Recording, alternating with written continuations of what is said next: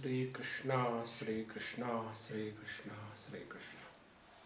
Gurur Brahma, Gurur Vishnu, Gurur Devo Maheshwara, Guru Sakshat Param Brahma, Tasmai Shri Gurave Namaha, Tasmai Shri Gurave Namaha.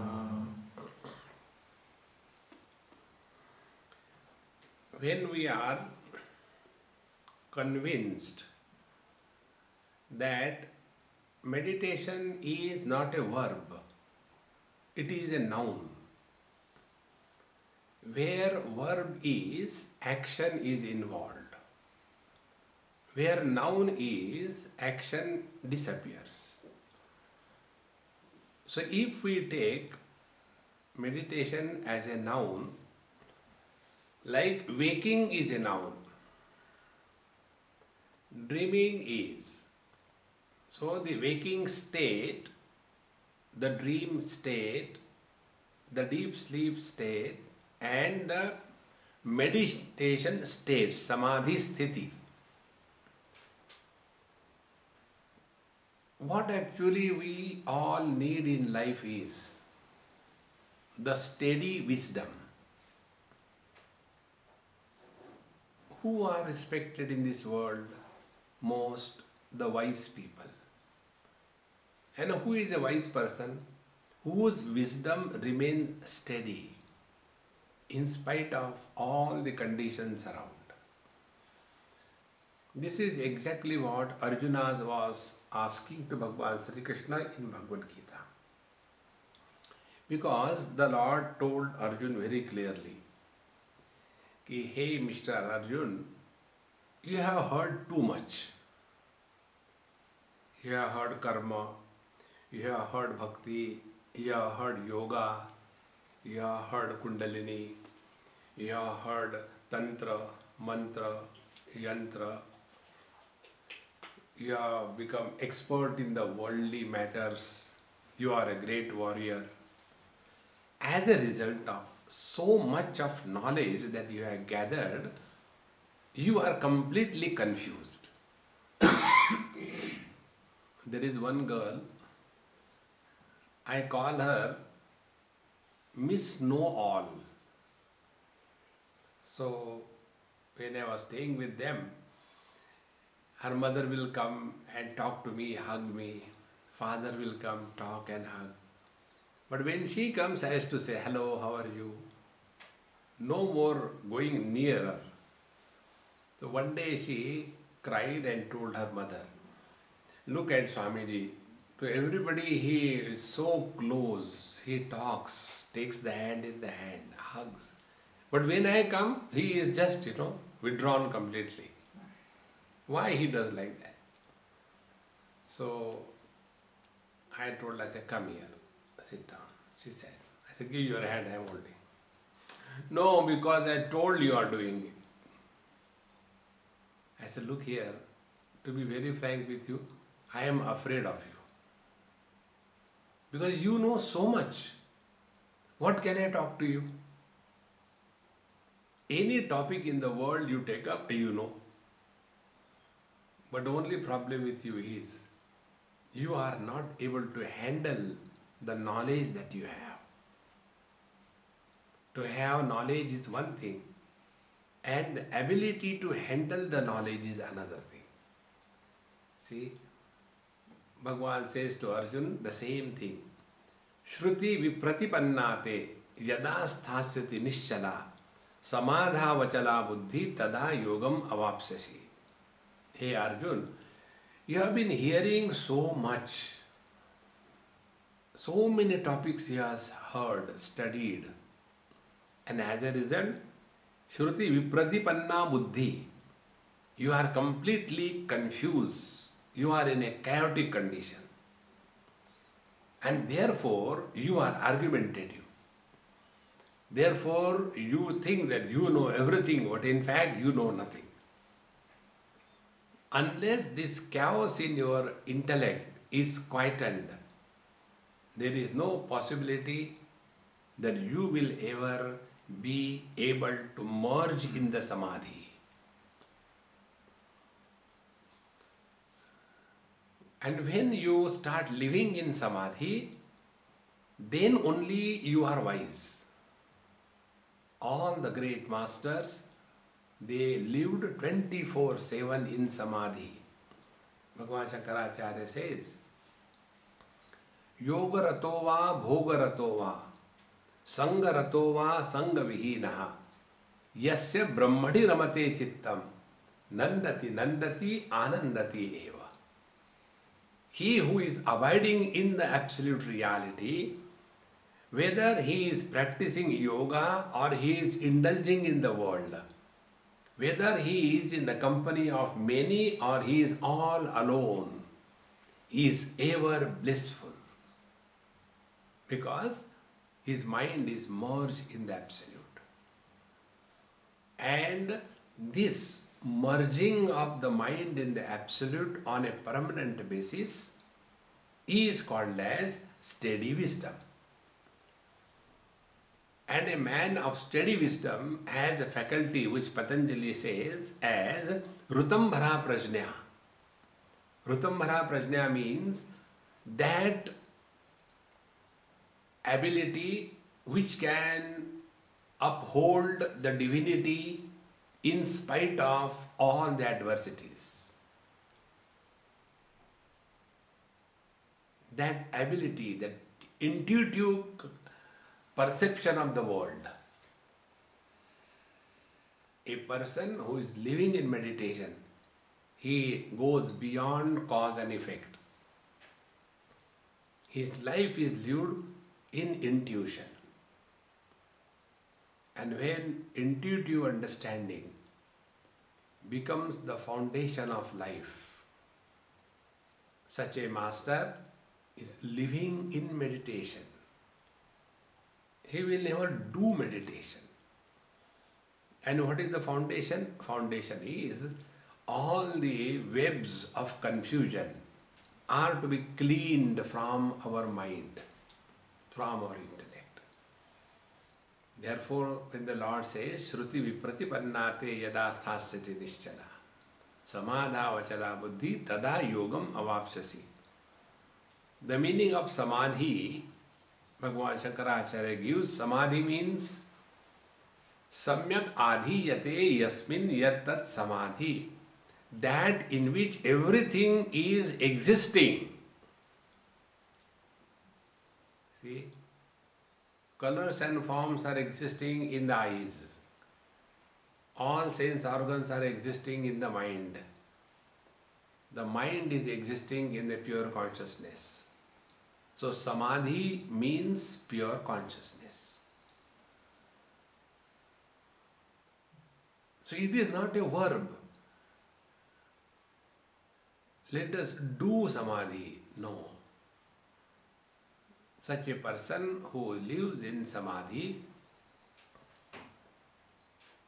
whose wisdom is steady, O Lord, can you tell me, how does he conduct himself in this world? Because the description of the wise people in the scriptures is not meant for giving a certificate to the wise people by the other wise people that, oh Master, you are wise. It is not for that. These topics come in our scriptures for giving us a road map to attain the same where the masters are living 24/7 in samadhi. Therefore, Arjuna is enchanted, thrilled by this subject. Then really, is there any possibility that there is a person whose wisdom never gets corrupted, who is ever steady? Nothing in the world disturbs him. That doesn't mean he is sleeping. That doesn't mean he is depressed. See? Like, dispassion and depression. Both of them have got the same symptoms. In depression, we are withdrawn from the world. in dispassion, we are withdrawn from the world. Depression is a disease. Dispassion is health. What is the difference between the two? In case of depression, depression is born out of foolishness. And dispassion is the manifestation of wisdom. Therefore, Arjuna asks question, Sthita prajnasya ka bhasha samadhistasya keshava sthitadhi kim prabhasheta kimasita vrajeta kim. O teacher, kindly tell, what is the meaning of meditation for a man of steady wisdom? Because meditation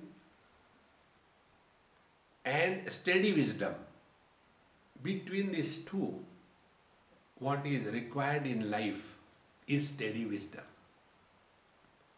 See, you must have come across, there are some students, they are extremely intelligent, gold medalist. But when they go in the world, they are a total failure. Like, some students, let's take a medical college, very intelligent, all the time position holder, rank holders. And after they graduate, come out, they are unfit to do the private practice. Then what do? They go and join the college and become the professor. See, therefore, meditation cannot be the goal of life. Steady wisdom is the goal of life. See? So Arjuna's question is, O teacher, if you are glorifying the steady wisdom so much, then what is the meaning of meditation for this man of steady wisdom? And then, how does he respond in this world? How does he move around in this world? See? And what is the foundation on which he is living? Please tell me this. In reply to these 4 questions, what the teacher tells is the description of a wise man who is living 24/7 in meditation. Now his description will become our spiritual practice. See? And therefore, the teacher continues, first, what is the meaning of living in meditation? What is the meaning of meditation for a man of steady wisdom? Prajahati yada kaman sarvan parthamanogataan atmannevatmana tushtaha sthita prajnastadocchate. He said, first quality of the man of steady wisdom. Yada sarvan manogatan kaman prajahati. When one discards all the possible desires in the mind for good, desire-free existence. See, friends, let us understand how the karma or action is born. There are 3 stages. First is janati, knowing. Second is ichchati, desiring. Third is karoti, doing. So we come to know a new gadget has come in the market and it is very good. You don't have to have the paper and pencil and keep on writing. There is an electronic writing pad on which you can write, and if you want to save that, you can save. If you want to wipe, you can wipe. You don't have to carry too many things. Oh, it's a very good one. Janati, we know about it. Then ichchati, desire. I think if I get that one, it will be good for my classes, it will be good for me to take the notes, blah, blah, blah, blah, blah. After that desire has taken possession of us, then karoti, then we will do anything to procure that object. So who is the culprit? The culprit is the desire. After knowing things, if we don't desire, but through wisdom we interact with that knowledge. Yes, it is a good thing, very good, but it is good only to appreciate, not to possess. And what will you do? Forget about it, drop it, no need. Immediately the desire will disappear. But when there is any desire in our mind, we cannot remain at peace. Take one example. Suppose you have to catch a flight in the morning at 6 o'clock, international flight. So you have to reach the airport 3 hours before, 3 o'clock. From your house, it takes 1 hour to drive to the airport. So 2 o'clock.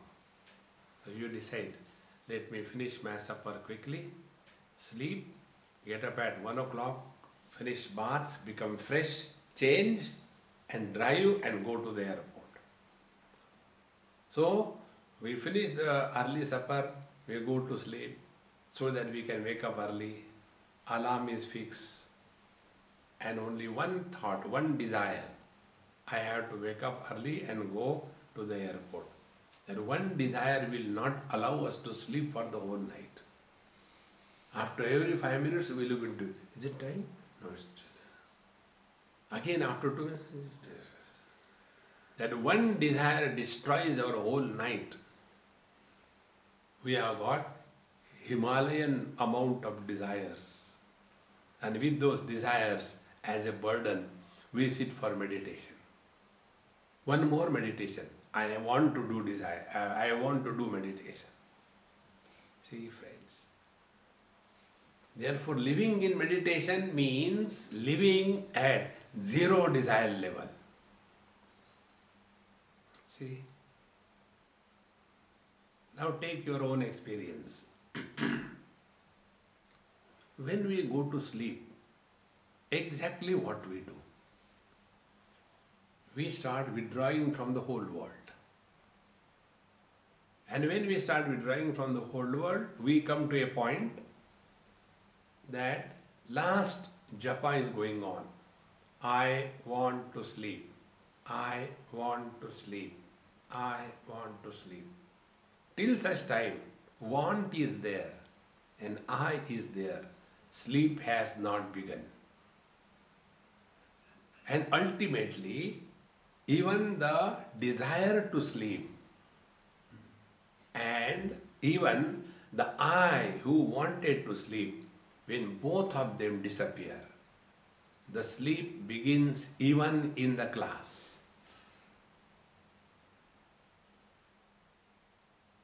And in that sleep, there is neither I nor desire.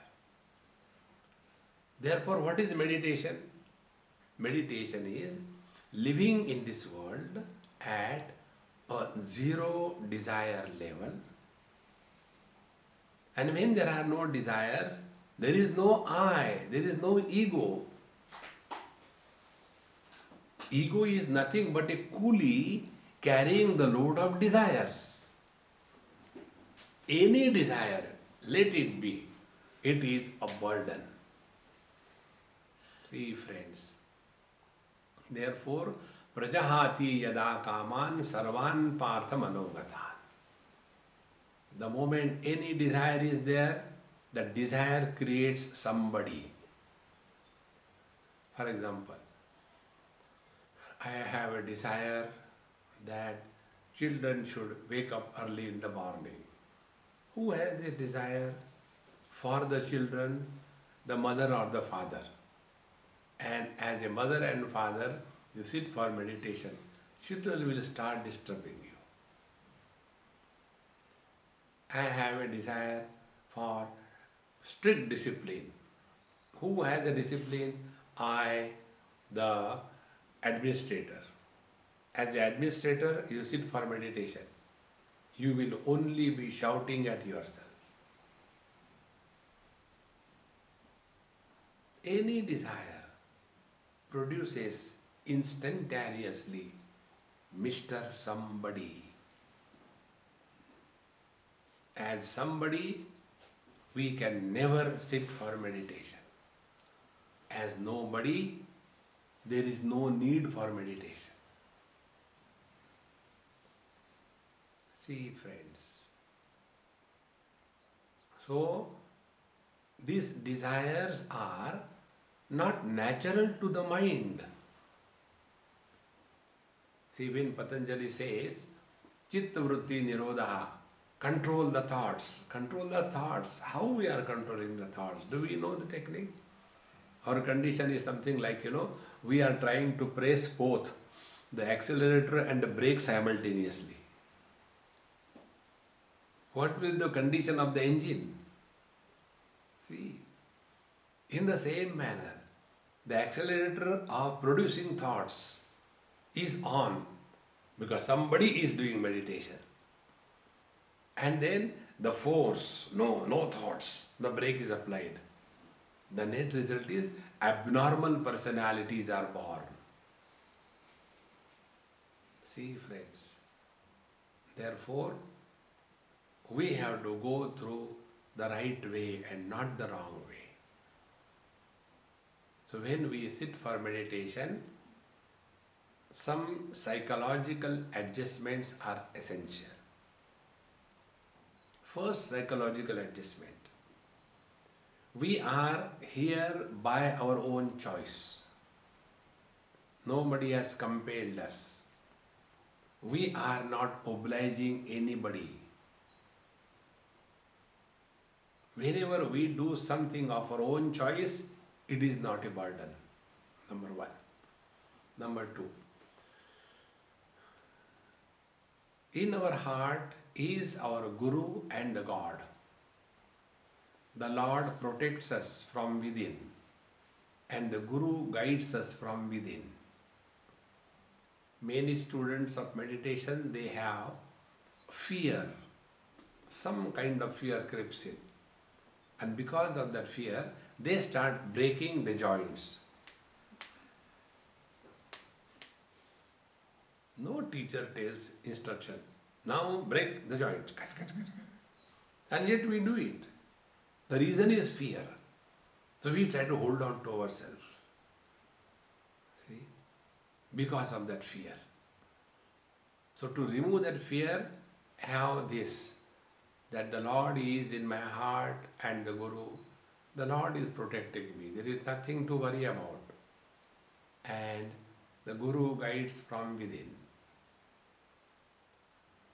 Now the third psychological adjustment, at this moment when we sit, we are Mr. Nobody. What is the meaning of Mr. Nobody? Nobody has no past.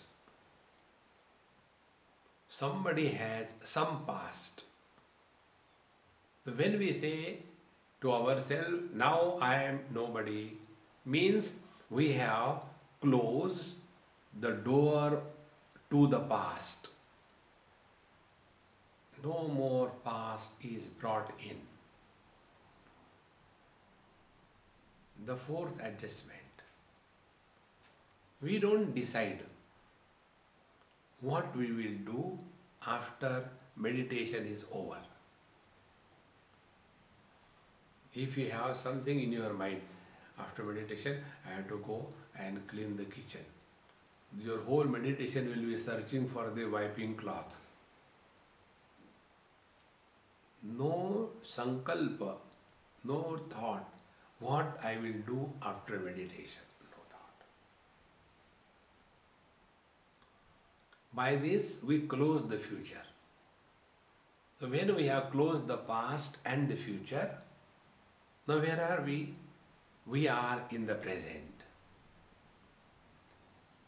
Present without the past and the future is presence.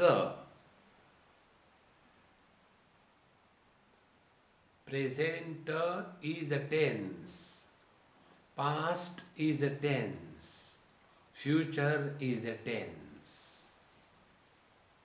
When we start living in tenses, we live in tensions. Therefore, when we have blocked the past by remaining as nobody, we have closed the future by refusing to decide what we will do after meditation. Now this past futureless experience is the present, and in this present, if old habits of unwanted thinking die away in due time, then the present tense is merged in the divine presence.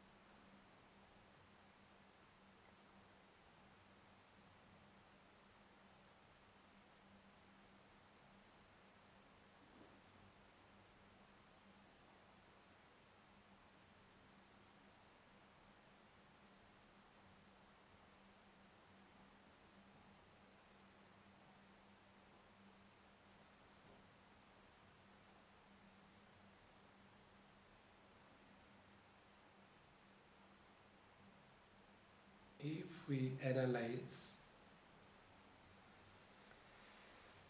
the thoughts which keep on visiting the mind, these thoughts can be classified in two categories.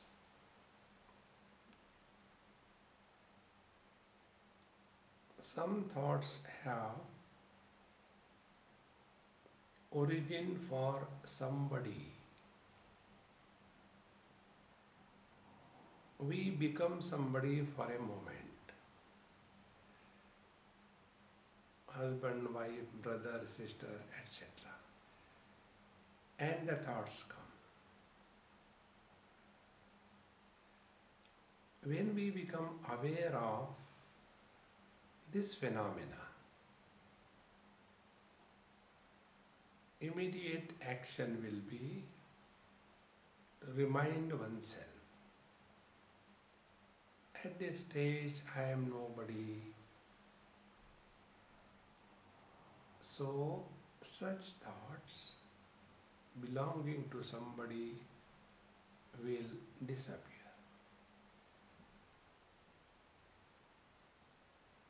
Don't fight with the mind.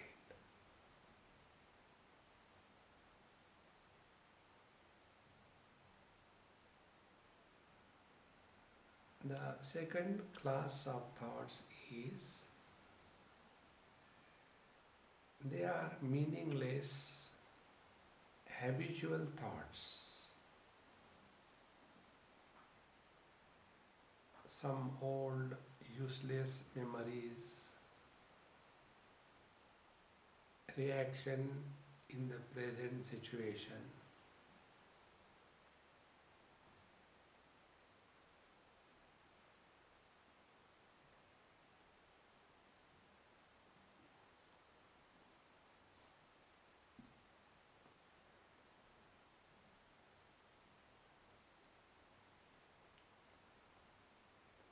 When we remain aware of these thought formations, the thoughts will disappear.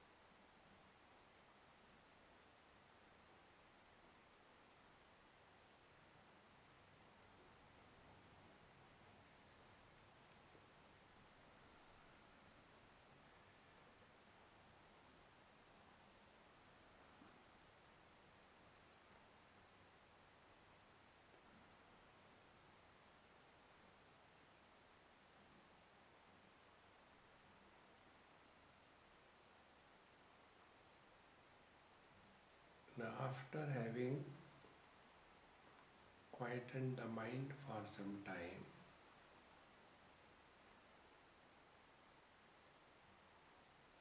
the mind will lose its patience to remain quiet.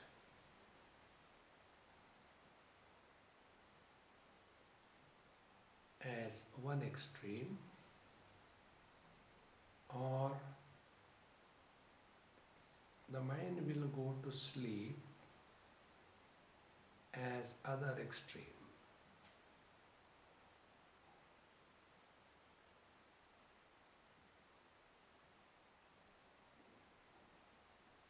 At this stage, now let us start playing meditation.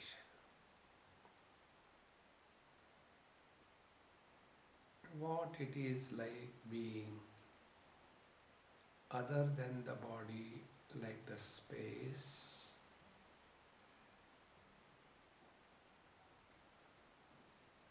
So we take the position of the space.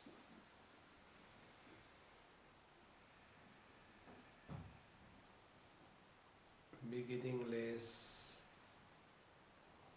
modificationless, endless. This infinite reality is our nature.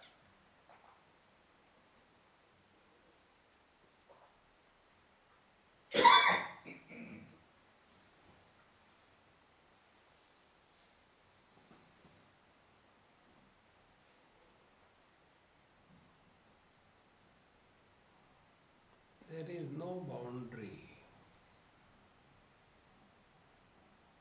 The body has disappeared from the mind.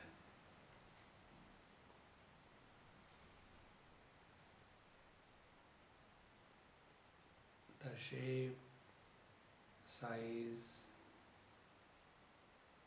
contour line of the body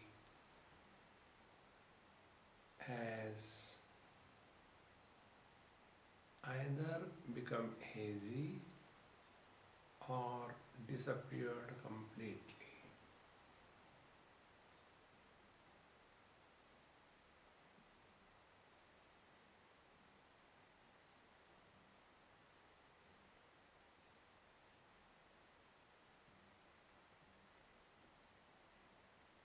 Space being infinite and the mind merging in the infinite, Ananta Samapatibhyam, there cannot be any thought.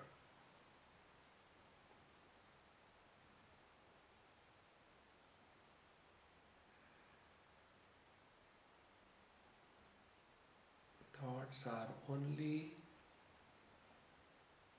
with respect to the finite.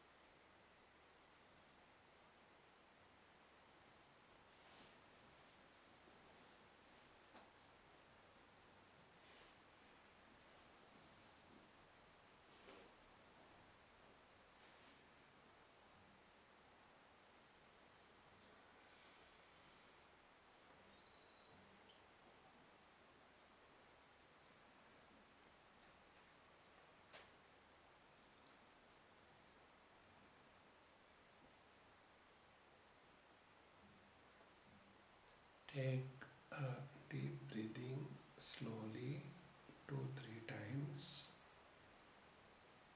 and observe how the shape of the mind is the shape of the body. Earlier, the mind was merged in the infinite. Now it has taken the shape of the body.